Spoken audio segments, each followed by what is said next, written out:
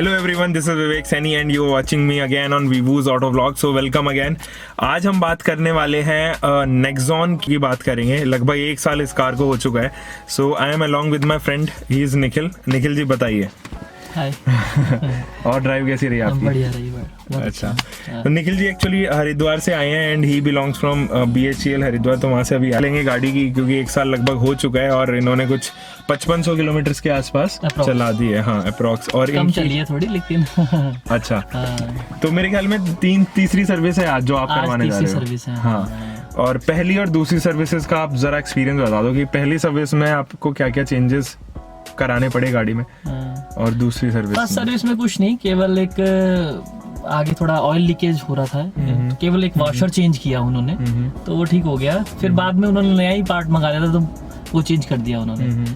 बाकी second service में कुछ नहीं, वॉशिंग हुई और थोड़ा चेक किया, बस। अच्छा, एक बार अपडेशन के लिए बुलाया था उन्होंने कि अपडेट होनी है कुछ इसमें सिस्टम में, तो इंफोटेनमेंट जी इंफोटेनमेंट में कुछ उन्होंने बिल रिसिप्ट वगैरह दी आपको? नहीं, कोई रिसिप्ट नहीं दी। कोई रिसिप्ट नहीं मिली। आज today is the third service जो निखिल जी करवाने जा रहे हैं। तो अभी उसकी भी सर्विस, थर्ड सर्विस की कॉस्टिंग क्या क्या आई, कितना आप लोगों के सामने मैं प्रेजेंट करूंगा, ऑल्दो वो भी वीडियो, तो उस टाइम के लिए वेट कीजिएगा। एक्सपीरियंस आपका कैसा रहा निखिल जी गाड़ी के साथ? ओवरऑल बहुत अच्छा रहा। This is a petrol engine which you are owning. तो पेट्रोल इंजन है, डीजल नहीं है।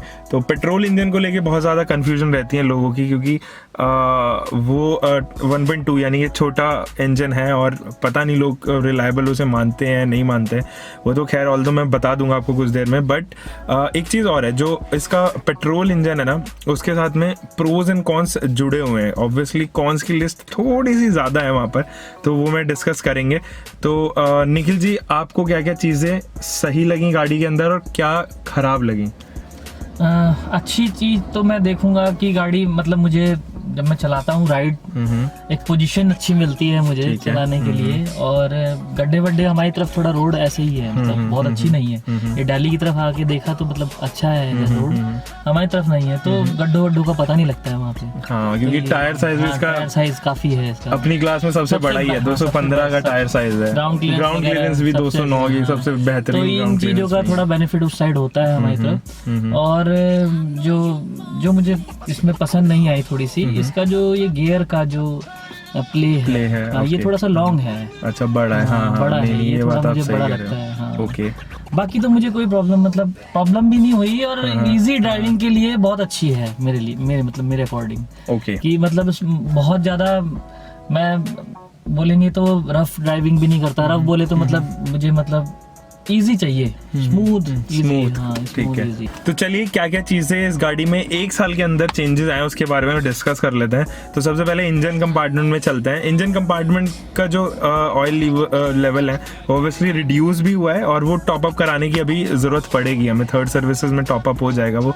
इंजन ऑयल की बात करूं तो मैं वो डिग्रेड हुआ है 5500 किलोमीटर के बाद में, जो फर्स्ट सर्विसेज और सेकंड सर्विस में बिल्कुल भी चेंज नहीं हुआ था। अब थर्ड सर्विस में वो चेंज होगा। कूलेंट लेवल में मुझे नहीं लगता कि कूलेंट लेवल इसका रिड्यूस हुआ है, ऑल्दो शायद उसकी रेटिंग्स कम हुई हों, क्योंकि कहीं ना कहीं यूज़ में आने के बाद उसकी प्रॉपर्टीज़ घट जाती हैं। केमिकल प्रॉपर्टीज़ जो उसकी जिस चीज़ के लिए वो बना है वो घट जाती है। इसके अलावा अगर मैं बात करूँ ब्रेक ऑयल की बात की जाए, तो ब्रेक ऑयल जूगत हुआ है, मुझे नहीं लगता उसमें ज़्यादा कुछ चेंज आए हैं। फिल्टर, एयर फिल्टर तो डिग्रेड होगा ऑब्वियसली। 1 साल तक अगर आप चलाएंगे तो एयर फिल्टर भी कम्प्लीटली डिग्रेड लगा मुझे। इसके अलावा ऑयल फिल्टर भी चेंज होना संभावित है। ठीक है, अब बैटरी की बात कर लूँ तो बैटरी के टर्मिनल्स पर अक्सर हमने देखा है कि वो करोड होने लग जाते हैं, तो यहाँ पर मुझे ऐसा कुछ नहीं लगा। Even terminals are very tight, तो ठीक है, बैटरी के साथ में मुझे कोई प्रॉब्लम नहीं आई। एक्साइड की बैटरी आई थिंक इसमें। टर्बो चार्जर की प्रॉपर्टीज़ तो बिल्कुल सेम रहती हैं। हाँ, वहाँ पर रस्टिंग पार्ट्स ज़रूर आ जाते हैं। टर्बो चार्जर के साथ में रस्टिंग पार्ट ज़रूर होते हैं। किसी भी टर्बो चार्जर को आप उठा के देखोगे तो वहाँ पर रस्टिंग ज़रूर रहती है। तो वो कोई बहुत बड़ी चीज़ नहीं है, या फिर कोई ऐसी चीज़ नहीं है जिससे आपको घबराहट हो। अगर मैं अंडर बॉडी की बात करूँ तो वहाँ पर मुझे कहीं पर भी रस्ट नहीं लगा। हाँ, एक पॉइंट ज़रूर था, जो फ्रेम है गाड़ी का जिसके ऊपर पूरा स्ट्रक्चर स्टेबल है, वहाँ पर मुझे कुछ पॉइंट्स पे जो है रस्टिंग नज़र आई। हो सकता है कि वो वहाँ से नीचे से लगी हो, जिसकी वजह से वहाँ से पेंट निकल गया और कोरोजन वहाँ पर हो गया, तो वहाँ पर मुझे एक रस्टिंग नज़र आई। और अगर मैं पूरी बॉडी की बात करूँ तो मुझे कहीं पर भी इल फिटिंग नज़र नहीं आई। कि हाँ, एक चीज़ और, जो रियर वाला व्हील आर्च की क्लैडिंग है, प्लास्टिक क्लैडिंग है, उसमें या तो वो कहीं पे स्ट्राइक हुई है, उसकी वजह से उसकी फिटिंग जो है वो थोड़ी सी इम्प्रॉपर हुई है। बाकी मुझे कहीं पर भी इल फिटिंग नज़र नहीं आई। एक पेंट की प्रॉब्लम अब लोग को महसूस होने लग जाती है 1 साल के बाद में। Paint quality is very nice, to be frank very nice paint quality. और क्रोम की फिनिशिंग भी थोड़ी अजीब सी लगने लगती है 1-2 साल के बाद में। यहाँ पर मुझे कोई समस्या नहीं आई जो फ्रंट की ग्रिल की क्रोम है। और हाँ, जो सिरेमिक वाइट लाइन है उसकी फिनिशिंग में भी मुझे नहीं लग रहा, मुझे काफ़ी डाउट था, because it is really first and segment जो सिरेमिक बाउंड्रीज प्रोवाइड कर रही है। तो उसकी 1 साल के बाद में, 2 साल के बाद में क्या उसमें होने वाला है, मुझे अभी तक कुछ चेंज नजर नहीं आया। हाँ, एक स्पॉट जरूर है पीछे गाड़ी के, वो स्टार्टिंग से ही है, जब मैंने परचेज करी थी उसी टाइम से है, हल्का सा है, बहुत हल्का सा। मतलब वो अगर आप बहुत गौर से देखोगे तब दिखेगा, तब दिखाई देगा। हाँ, तो वो चीज मुझे सिरामिक में जो निखिल जी ने मेरे को बताया था वो लगा। बाकी सब तो फिटिंग के मामले में बाहर से तो बहुत प्रॉपर है। टायर में कोई प्रॉब्लम नहीं है दिखाई दी मुझे। टायर के जो ट्रेड्स हैं वो कंप्लीट हैं अभी भी, क्योंकि 5500 किलोमीटर चल रहा है, कितनी ही चली होगी, इसमें ज़्यादा वियर आउट नहीं होती। और अगर मैं बात करूं टायर के डायमेंशंस की, तो रेडियल 16 इंचेस के टायर्स हैं इसके, 215/60 एस्पेक्ट रेशियो के। देखिए, टाटा की प्लास्टिक क्वालिटी बहुत ज़्यादा प्रीमियम मैं नहीं कह सकता हूँ, अप टू होंडा या ह्यूंडई लेवल मैं नहीं कहूँगा, बट हाँ, प्लास्टिक क्वालिटी पुअर नहीं है ये, this is for very sure. Average और ग्रेट के बीच में ही कहीं फॉल करती है। तो जो प्लास्टिक क्वालिटी है, मुझे 1 साल के बाद में उसमें ज़्यादा अंतर नज़र नहीं आ रहा। जो अगर आप देखोगे जितने भी बॉडी पैनल्स हैं या डैशबोर्ड की मैं बात करूं, तो वो डिग्रेड नहीं हुई है, कहीं से वियर आउट नहीं हुआ, ऐसा नहीं लग रहा हो कि उन पे कहीं पे स्क्रैच आ गए हैं। हाँ, यहाँ पर अगर मैं फिट एंड फिनिश की बात करूं तो फिट एंड फिनिश प्रॉपर है, लेकिन जब मैन्युफैक्चर या मोल्ड की जाती है प्लास्टिक, तो एंड पॉइंट्स पर जो है ना, ऐसा लगता है कि there is not proper finishing. तो वो चीज़ मैंने 4-5 जगह देखी है। एक तो रूफ लाइन पे देखी है, जो इसका रूफ लाइन है वो प्रॉपरली फिटेड नहीं है, नीचे से प्रॉपरली फिटेड होगा लेकिन ऊपर से प्रॉपरली फिटेड नहीं है। दूसरा जो फिट एंड फिनिश की मुझे कमी लगी वो मुझे लगी इसके लाइट्स के अंदर। तो दिस इज़ समथिंग जो मूव हो रही है, इसकी लाइट जो है ना, वो कहीं ना कहीं मुझे लगा कि प्रॉपर फिट एंड फिनिश नहीं है। ऑल्दो जो इसकी एलईडी है वो तो अच्छे से काम कर रही है, बट हाँ, थोड़ा सा मुझे यहाँ पर प्रॉब्लम लगी। और जो इसका ग्लव बॉक्स है उसमें भी वही मोल्डिंग की प्रॉब्लम मुझे थोड़ी सी नज़र आई। तो ग्लव बॉक्स के एंड पॉइंट्स हैं वहाँ पर थोड़ी सी ऐसा लगा कि परफेक्ट नहीं है या फिर प्रीमियम फील नहीं करा रही हैं, एक्सेस प्लास्टिक निकली हुई है। साथ ही एसी वेंट्स की जो प्लास्टिक है वो भी उसके एंड पॉइंट्स भी ऐसा लगता है। तो ये मोल्डिंग की प्रोसेस की वजह से हुआ है। वैसे तो काफ़ी प्रीमियम नज़र आती है गाड़ी अंदर से, ऑल्दो 1 साल में मुझे नहीं लगता ये चेंजेस आए, पहले के ही हैं जो टाटा पहले से जो देती आ रही है शुरुआत में, यानी कि नवंबर लास्ट ईयर में गाड़ी खरीदी थी, तो शुरुआत से ही आई है। लेकिन प्लास्टिक क्वालिटी में मुझे कुछ चेंज नज़र नहीं आया कि कुछ बदलाव आया हो 1 साल के बाद। हाँ, जो गाड़ी के डोर्स के रबर है ना, जिनकी वजह से वाइब्रेशन या फिर नॉइज़ अंदर तक नहीं आती है, स्ट्राइक करने की जो कनिंग नॉइज़ है वो कम हो जाती है, वो प्रॉपरली मैच्ड है, उसमें बिल्कुल भी कोई चेंज नहीं आया है। अब फिट एंड फिनिश में बूट की बात करते हैं। बूट के अंदर 3-4 एलिमेंट्स ऐसे हैं जो निकल जाते हैं, आराम से आप उनको एक्सेस कर सकते हो। और पीछे वायरिंग्स प्रेजेंट है, दोनों तरफ तो वायरिंग के स्लॉट्स दिए हुए हैं, लेकिन 2 ऐसी जगह हैं जहाँ पर जो मुझे नहीं लगता कि ज़रूरत थी लेकिन वो डाल दिए गए हैं। वहाँ की जो फिटिंग है ना वो प्रॉपर नहीं हो रही है। तो चलिए एयर कंडीशनिंग यूनिट के बारे में बहुत पूछ लेता हूँ मैं। आपका एक्सपीरियंस एसी को लेके कैसा रहा? बहुत बढ़िया है, एसी को लेके कोई प्रॉब्लम नहीं है एसी। अच्छा, और रियर का जो एसी वेंट है, रियर ब्लोअर जो है वो कुछ हद तक करता है काम।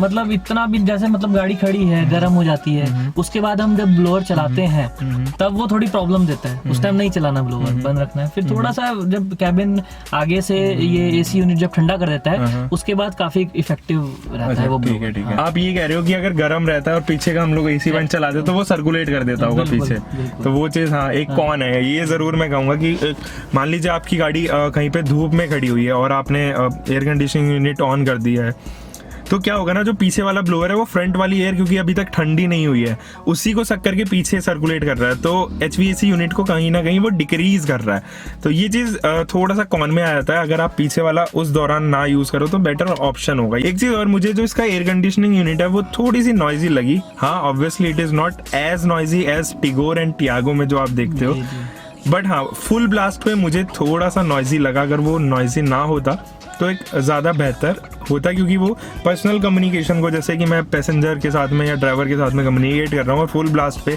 AC है, तो वो कहीं ना कहीं उसको उसकी सेंसिटिविटी को रिड्यूस कर देता आपकी कम्युनिकेशन की। तो देखिए ड्राइविंग एक्सपीरियंस की बात करते हैं कि ड्राइविंग में 1 साल में क्या चेंज आया है या फिर क्या ड्राइविंग स्टेटमेंट कैसी है। निखिल जी आप बताइए। ड्राइविंग स्टेटमेंट में तो शुरू से जैसे मैं चला रहा हूँ सेम वैसे ही है, मुझे कोई ज़्यादा फर्क तो लगा नहीं है कि कोई डिफरेंस आया होगा। और बस थोड़ा सा ये जो क्लच है मतलब चलाते हुए मुझे थोड़ा हार्ड लग रहा है अभी। अच्छा, ठीक है। हाँ, जो मैंने आपको बताया था पहले भी। और बाकी ये गियर का जो मैंने बताया ठीक है, प्ले थोड़ा इंडियंस को अभी प्रॉब्लम है ये चीज को, लोग इसको एक तरीके का फुट रेस्ट समझ लेते हैं क्लच का, जिस दिन गाड़ियों में फुट रेस्ट या डेड पेडल नहीं दिया होता है। तो वो मुझे लगा कि टाटा ने कहीं ना कहीं सोचा है। हैबिट में भी मतलब आने में टाइम लग रहा है डेड पेडल को यूज करने का ना। पहले मेरे पास 800 है, ठीक है ना, उसमें है नहीं है, तो अब आदत पड़ी थी इस पे, फिर धीरे धीरे थोड़ी चेंज करनी पड़ रही है, तो उसका बेनिफिट है इसमें। हाँ, तो अगर इन केस अगर आप भूल भी रहे हो तो ये चीज मुझे अच्छी लगी। हाँ, केबिन नॉइज मुझे जब हम लोग ड्राइव कर रहे थे तो मुझे तो थोड़ा सा नॉइजी लगा। 2000 या 2200 RPM के बाद, मैं कहूँगा 2000 RPM के बाद में गाड़ी के अंदर नॉइज आने लगती है, चाहे वो विंड नॉइज हो, चाहे वो रोड नॉइज हो या फिर इंजन नॉइज हो। ये तीनों चीजें मैंने एक्सपीरियंस की कि वो आने लग रही है। बाहर जैसे खड़े हैं हम, मतलब मैंने मेरे फ्रेंड्स लोग भी मतलब देखा था जब स्टार्टिंग में गाड़ी को ऑन करी तो मतलब उन्होंने मुझे आवाज सुन के यही बोला कि यार डीजल आवाज लग रही है, कि जैसे डीजल गाड़ी की आवाज होती है ना, तो है बाहर तो बिल्कुल ही ऐसी लगेगी। रीजन बीइंग एक तो अब 3 सिलेंडर इंजन है, प्लस टर्बो चार्ज्ड है, प्लस छोटा वॉल्यूम है, 1.2 लीटर इंजन है। ये ओनली रीजन है। अगर 1500 सीसी का होता और नहीं भी होता, अगर 3 सिलेंडर 4 सिलेंडर, अगर 3 सिलेंडर भी होता तब भी रिफाइनमेंट लेवल थोड़ा मजबूत होता। Anyway we can cope up with it because ठीक है, अब पेट्रोल इंजन में पिकअप तो अच्छा है इस गाड़ी का। एक चीज मैंने और नोटिस करी कि जब आप गियर चेंज कर रहे होते हो और हाई RPM पे या रैश ड्राइविंग कर रहे हो तो जर्क्स लगते हैं गाड़ी के अंदर, हल्के हल्के से छोटे छोटे से जर्क्स लगते हैं जो अनकंफर्टेबल जरूर है, लेकिन वो तभी आएंगे जब आप रैश ड्राइव कर रहे होंगे या फिर हायर RPMs पे चला रहे होंगे। 5200 5500 के RPM के बाद में अगर आप क्रॉस कर रहे हो या 6000 RPM के आसपास आप गाड़ी चला रहे हो तो टर्बो इट फील्स लाइक कि पावर नहीं है इंजन में, थोड़ा लोअर साइड ही हो जाता है। वो लगभग 90 और 100 किलोमीटर पार करने के बाद ही आप महसूस करोगे 5वें गियर पे।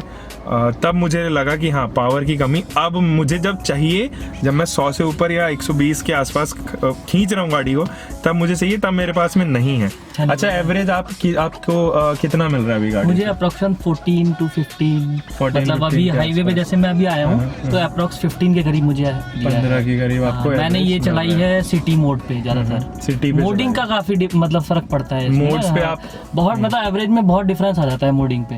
अगर मैं इको पे चलाऊंगा गाड़ी तो मुझे लगता है कहीं 15-16 तक पहुंच जाएगा, बट स्पोर्ट्स पे चलाऊं तो वही डाउन होके 12-13 पे आ जाएगा। लेकिन ये जो एवरेज घूमता है 12 से लेके 16 तक में, मतलब इसमें मोडिंग पे डिपेंड करेगा आपको, और दूसरा चलाने पे भी आपको, चलाने पे तो ऑब्वियसली नो डाउट, वो तो खैर चलाने पे तो डिफरेंस पड़ता ही है। माइलेज का भी हो, चाहे कार की लाइफ का हो या फिर मेंटेनेंस का हो, या रीसेल वैल्यू भी फिर उसी के ऊपर डिपेंड करेगी कि आप किस तरीके से चला रहे हो, तो ऑब्वियसली वो वियर आउट ज़्यादा करेगी ही करेगी।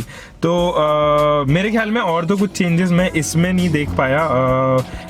जितने भी चेंजेस थे जो 1 साल में आए हैं, या फिर क्या कह सकते हैं, long term, very long term review तो इसको नहीं कह सकते, बट हाँ फॉर अ चेंज 1 साल का रिव्यू मैं लेके आया हूँ आपके साथ में। उम्मीद करता हूँ कि आपको ये वीडियो आई होगी पसंद आए तो आपको क्या करना है निखिल जी? लाइक करना है, बस लाइक करना है, शेयर करना है, लाइक शेयर एंड सब्सक्राइब करना मेरे चैनल को। मिलते हैं एक और वीडियो में। Until for the next time, bye bye, take care and keep loving your car, drive safe, bye.